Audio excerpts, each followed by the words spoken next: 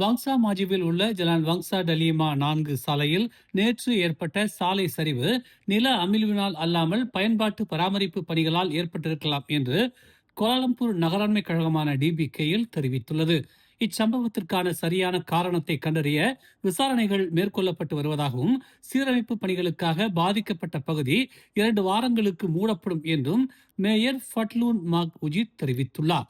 மூடப்பட்ட பகுதி நீளம், அகலம் மற்றும் ஆழத்தில் சுமார் 4 மீட்டர் அளவை கொண்டுள்ளதாக தெரிவிக்கப்பட்டுள்ளது.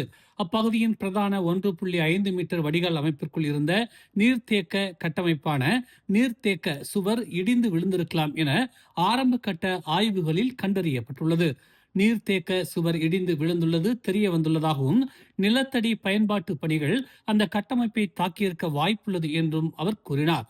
அந்த பணிகள் கட்டமைப்பை சேதப்படுத்தி அதில் விரிசல்களை ஏற்படுத்தி வடிகால் நீரை நேரடியாக மண்ணுக்குள் பாய அனுமதித்து இறுதியில் அந்த பள்ளத்தை ஏற்படுத்தியிருக்க வாய்ப்புள்ளது என்று ஃபட்லூன் இன்று டிபிகேயில் தலைமையகத்தில் நடந்த செய்தியாளர் சந்திப்பில் தெரிவித்தார். இந்தோனேசியாவில் இருந்து ஆவணங்கள் இல்லாமல் குடியேறிய 37 புலம்பெயர்ந்தோரை ஏற்றிச் சென்ற படகு பேரா மாநிலத்தின் பங்கோர் தீவுக்கு அருகே நேற்று அதிகாலை கடலில் மூழ்கியது. இன்று வரை அவர்களில் 14 பேரை காணவில்லை என்று அறிவிக்கப்பட்டுள்ளது. மலேசிய கடல்சார் அமலாக்க முகமையான MMEA வெளியிட்டுள்ள தகவலின்படி அதிகாலை 5:30 மணியளவில் ஒரு உள்ளூர் மீன்பிடி கப்பல் இச்சம்பவம் குறித்து தகவல் அளித்ததாக தெரிவிக்கப்பட்டுள்ளது. இதைத் தொடர்ந்து கடல்சார் காவல்துறை, கடற்படை மற்றும் உள்ளூர் மீனவர்களின் உதவியுடன் தேடுதல் மற்றும் மீட்பு நடவடிக்கை தொடங்கப்பட்டது. உள்ளூர் மீனவர்கள் 16 ஆண்களையும் 7 பெண்களையும் மீட்டுள்ளனர் என்றும் மீதமுள்ள 14 பேரை தேடும்படி தொடர்வதாகவும் பேரா MMEA இயக்குனர் சுக்ரி கோடோக் தெரிவித்துள்ளார். முதற்கட்ட விசாரணையில் அவர்கள் மே 9ஆம் தேதி இந்தோனேசியாவின் கிசாரான் நகரில் இருந்து புறப்பட்டது தெரிய வந்துள்ளது. அந்த புலம்பெயர்ந்தோர் பினாங்கு, திரங்கானு, ஸ்லாங்கூர் மற்றும் கோலாலம்பூர் உள்ளிட்ட பல்வேறு இடங்களுக்கு செல்லவிருந்தனர். மீட்கப்பட்டவர்கள் கம்போங் ஆச்சே படகுத்துறைக்கு கொண்டு வரப்பட்டு மேலதிக விசாரணைக்காக காவல்துறையினரிடம் ஒப்படைக்கப்பட்டதாக அவர் ஒரு அறிக்கையில் தெரிவித்தார். இன்று அதிகாலை தலைநகர் ஜலான்துன் எச்எஸ்லி சாலையில் உள்ள 3 மாடி கடை ஒன்றில் ஏற்பட்ட தீ விபத்தில் வெளிநாட்டவர் ஒருவர் உயிரிழந்தார்.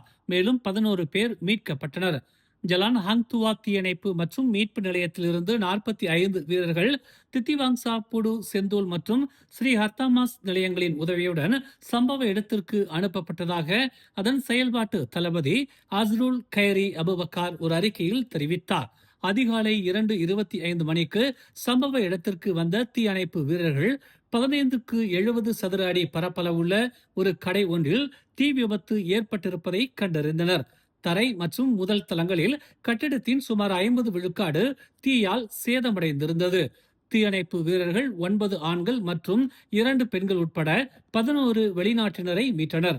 இருப்பினும் சுகாதார அமைச்சகத்தைச் சேர்ந்த மருத்துவ அதிகாரி ஒருவர் பாதிக்கப்பட்ட மற்றொரு ஆடவர் இறந்து விட்டதாக அறிவித்தார் என்று தெரிவிக்கப்பட்டுள்ளது.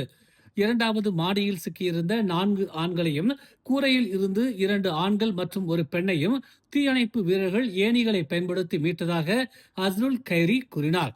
காலை 5:10 மணிக்கு தீ முழுமையாக அணைக்கப்பட்ட பிறகு உயிர் பிழைத்த 11 பேரும் மேலதிக சிகிச்சைக்காக மருத்துவமனைக்கு அனுப்பப்பட்டனர்.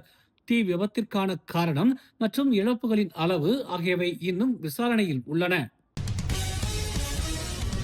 கடந்த ஏப்ரல் 30ஆம் தேதி கிளந்தானின் கத்தரே பகுதியில் 61 முறை கத்தியால் குத்தி கொல்லப்பட்டதாக கூறப்படும் 19 வயதான நூர் ஃபிசியா சூல்கிப்லியின் கொலை தொடர்பாக கோத்தபாரு நீதித்துறை நடுவர் நீதிமன்றத்தில் ஒரு கல்லூரி மாணவர் மீது குற்றம் சாட்டப்பட்டுள்ளது.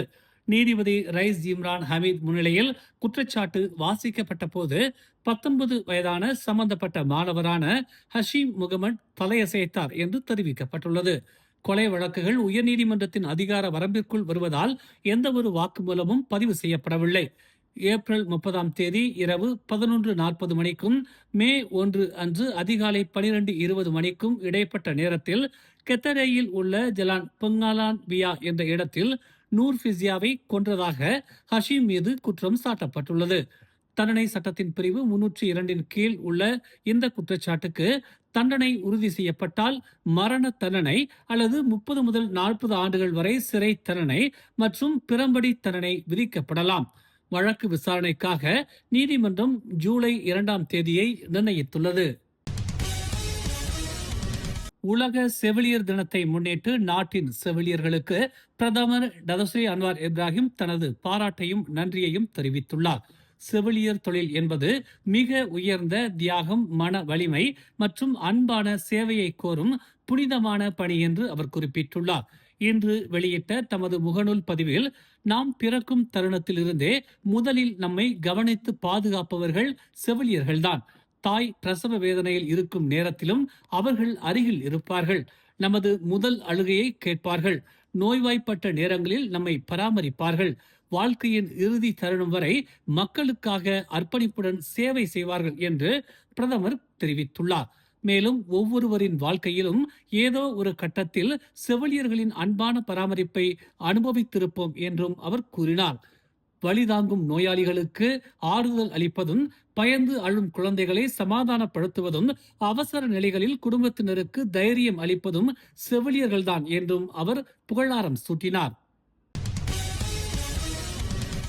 ஓம்ஸ் அறவாரியத்தின் ஆதரவில் மலர் டிவி வழங்கும் திரையிசை கண்ட இலக்கியம் நயம்பட உரைப்போம் 2026. பேச்சுத்திறன் உள்ளவர்களா நீங்கள்? உங்களுக்காக காத்திருக்கிறது பரிசு மலை. எண்ணற்ற திரைப்பாடல்களில் பண்டைய இலக்கிய கருத்துகள் கையாளப்பட்டுள்ளன. கண்ணதாசன், வாலி, பட்டுக்கோட்டை வைரமுத்து முதல் பலரும் பண்டைய இலக்கிய செயல்களை தங்கள் பாடல்களில் கையாண்டுள்ளனர். அப்படிப்பட்ட பாடல்களை அடையாளம் கண்டு 5 நிமிடங்களில் விளக்கி நயம்பட உரைத்து காணொலியாக்கி அனுப்புங்கள். 2 பிரிவுகளாக இப்போட்டி நடைபெறுகிறது. பிரிவு 1இல் 18 முதல் 25 வயதினரும், பிரிவு 2இல் 26 வயது முதல் அதற்கும் மேலானவர்கள் கலந்து கொள்ளலாம்.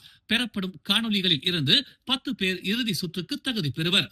முதல் பரிசு 5000 ரிங்கிட் தங்க பதக்கம், கோப்பையுடன் சான்றிதழ். 2ஆம் பரிசு 3000 ரிங்கிட் தங்க பதக்கம், கோப்பையுடன் சான்றிதழ். 3ஆம் பரிசு 2000 ரிங்கிட் தங்க பதக்கம், கோப்பையுடன் சான்றிதழ். மற்றும் 7 ஆறுதல் பரிசுகள் 500 ரிங்கிட், கோப்பையுடன் சான்றிதழ். மேலும் அதிரடி பரிசுகளும் காத்திருக்கின்றன. இறுதி சுற்று ஆகஸ்ட் 29ஆம் தேதி மிக பிரம்மாண்ட மேடையில் நடைபெறுகிறது. போட்டிக்கான மேல் விவரங்களையும் விதிமுறைகளையும் malartv.org எனும் அகப்பக்கத்தில் பெற்றுக் கொள்ளலாம். தொடர்புக்கு 0112443010 என்ற எண்களில் அழைக்கலாம். பங்கேற்பாளர்கள் உடனே பதிவு பாரத்தை பூர்த்தி செய்து போட்டியாளராகுங்கள். மேலும் செய்திகளை தெரிந்து கொள்ள தமிழ் மலர் இணையதளம், தமிழ் மலர் செயலி மற்றும் மலர் டிவி யூடியூப் சேனலை வலம் வாருங்கள். எங்களோடு இணைந்திருக்க மலர் டிவியை பதிவு செய்து கொள்ளுங்கள். உறவுகள் மகிழ்ந்திட விருப்பம் மற்றும் பகிர்வு சேவையை சொடுக்கிடுங்கள்.